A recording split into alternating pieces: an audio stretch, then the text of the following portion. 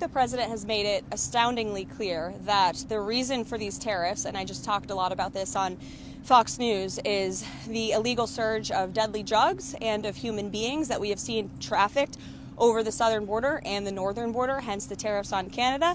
And so the president is making it very clear to both Canada and Mexico that the United States is no longer going to be a dumping ground for illegal deadly drugs and illegal human beings. And you saw President Sheinbaum already conceding in putting 10,000 troops, permanent troops, I would add, not temporary, Mexican soldiers on the southern border to deter some of that illegal migration. So the president will continue to have these negotiations. I won't get ahead of him. He's also going to make sure that Secretary Bessent, soon to be Secretary Lutnick, and Secretary Rubio are deeply involved in these negotiations as well. Steve.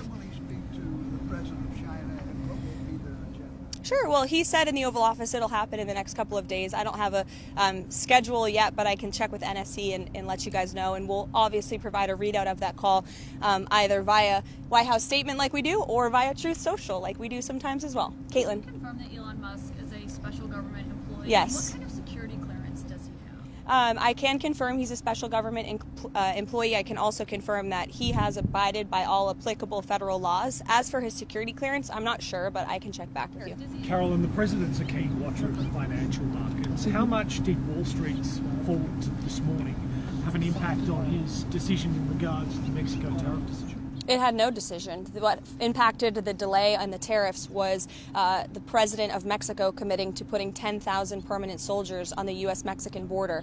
The president cares about American lives. And as I just said on television, there's a lot of talk about the markets. There's a lot of talk about, the cost of goods. This administration is wholeheartedly committed to bringing down the cost of living in this country. You see that through deregulation, through the energy actions this president has taken, and also through his commitment to cutting taxes. But when it comes to the cost of an American life, I think for those of us who have children, there's not enough money in the world to bring back the lives that have been lost because of the illegal drug and border crisis. And the president is committed to ensuring that Canada and Mexico and China understand that the United States is not going to be a dumping ground for illegal fentanyl that is killing young people in this country. It's the leading cause of death amongst those aged 18 to 34. And that's the president's #1 priority, is protecting American lives. Carolyn, can you talk more about the first call that President Trump had with Prime Minister Trudeau this morning? What were some areas for potential negotiations and any bottlenecks? Yeah,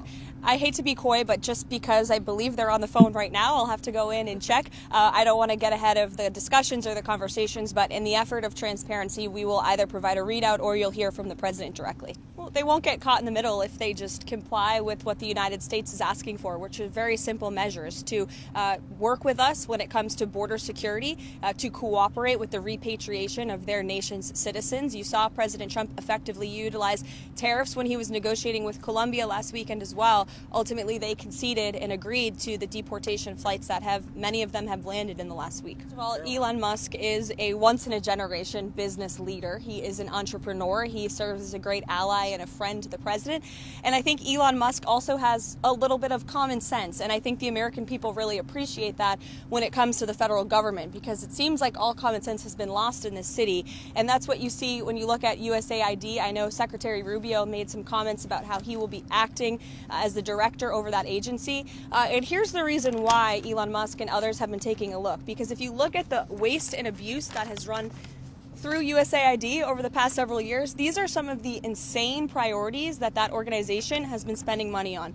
$1.5 million to advance DEI in Serbia's workplaces, $70,000 for a production of a DEI musical in Ireland, $47,000 for a transgender opera in Colombia, $32,000 for a transgender comic book in Peru. I don't know about you, but as an American taxpayer, I don't want my dollars going towards this crap, and I know the American people don't either, and that's exactly what Elon Musk has been tasked by President Trump to do, to get the fraud, waste, and abuse out of our federal government. Thank you, guys.